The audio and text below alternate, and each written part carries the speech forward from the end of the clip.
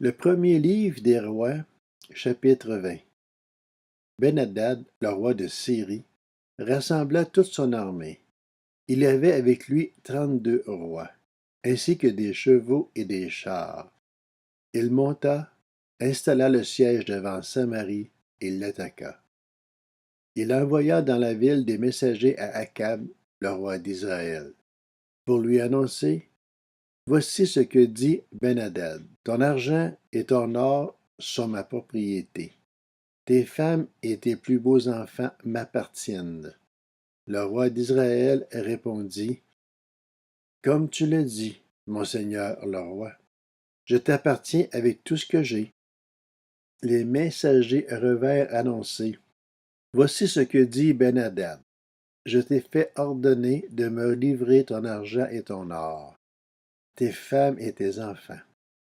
J'enverrai donc demain, à la même heure, mes serviteurs chez toi.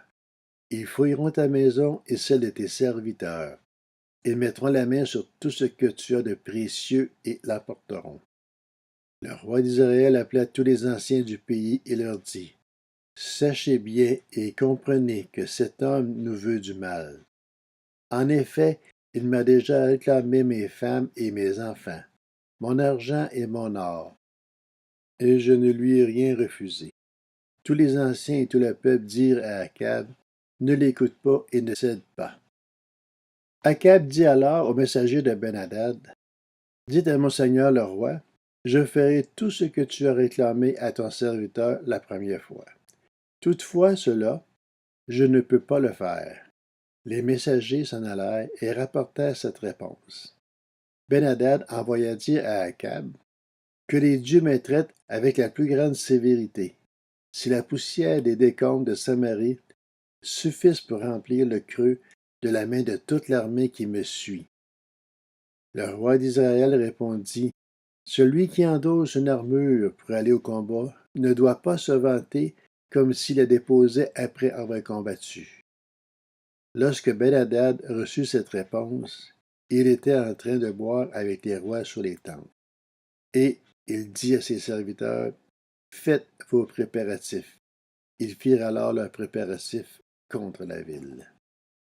Mais voici qu'un prophète s'approcha d'Akab, le roi d'Israël, et annonça: Voici ce que dit l'Éternel. Vois-tu toute cette grande foule? Je vais la livrer aujourd'hui entre tes mains, et tu sauras que je suis l'Éternel. Akab dit: Grâce à qui? Il répondit: Voici ce que dit l'Éternel. Ce sera grâce aux serviteurs des chefs de district. Akab demanda: Qui doit engager le combat? Il répondit: Toi. Alors Akab passa en revue les serviteurs des chefs de district, et il en trouva 232. Après eux, il passa en revue tout le peuple, l'ensemble des Israélites, et ils étaient 7000. Ils firent une sortie à midi, alors que Ben-Hadad buvait et s'enivrait sur les tentes avec les 32 rois qui étaient venus à son aide. Les serviteurs des chefs de district sortirent les premiers. Ben-Hadad envoya des espions, et on lui rapporta: Des hommes sont sortis de Samarie.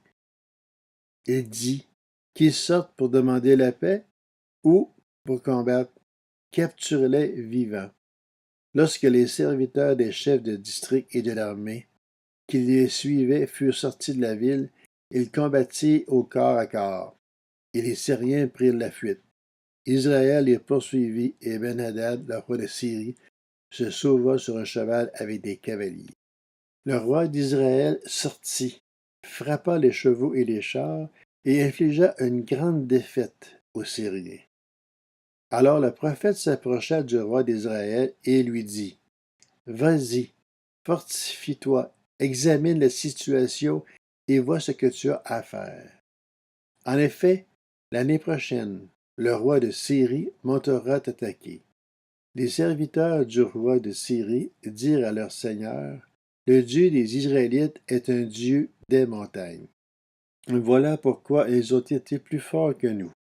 Mais combattons dans la plaine, et l'on verra si nous ne serons pas plus forts qu'eux. Faites encore ceci. Retire chacun des rois de son poste et remplace-le par des gouverneurs.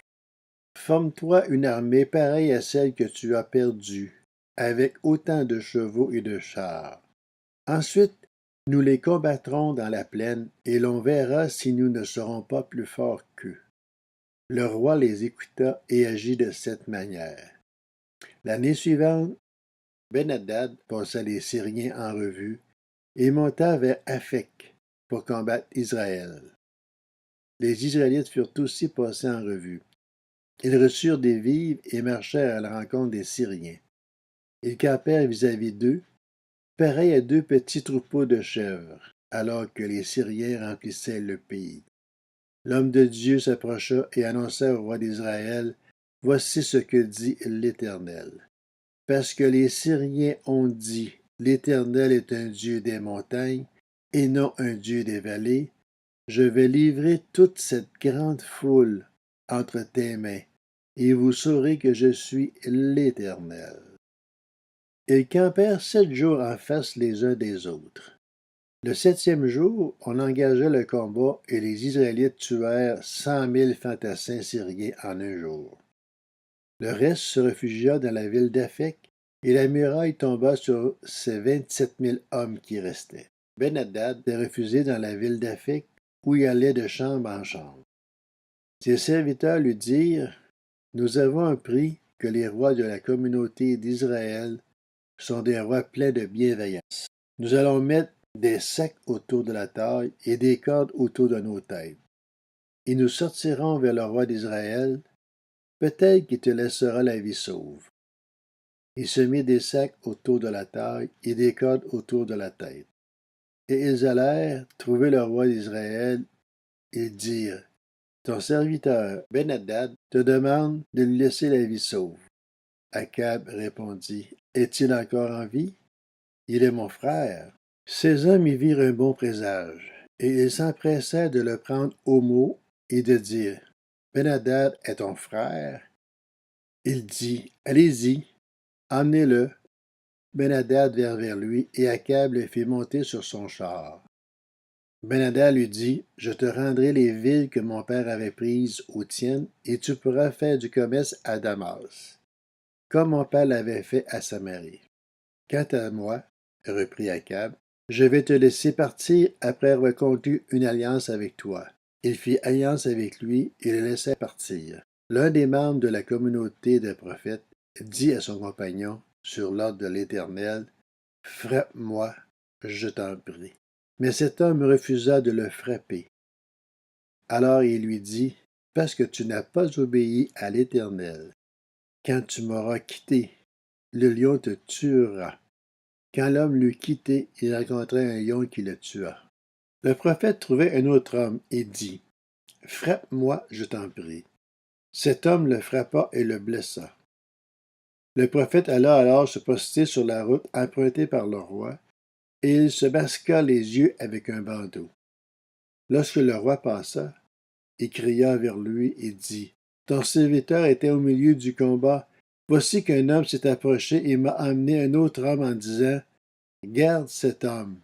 S'il vient de disparaître, ta vie sera échangée contre la sienne, ou bien tu devrais payer 30 kilos d'argent. » Or, pendant que ton serviteur était occupé çà et là, l'homme a disparu.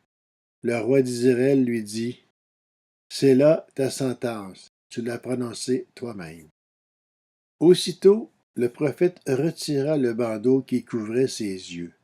Et le roi d'Israël reconnut qu'il était l'un des prophètes. Et dit alors au roi, « Voici ce que dit l'Éternel. Parce que tu as laissé échapper l'homme que j'avais voué à la destruction, ta vie sera échangée contre la sienne, et ton peuple contre le sien. » Le roi d'Israël repartit chez lui, triste et irrité. Et il arriva ainsi à Samarie.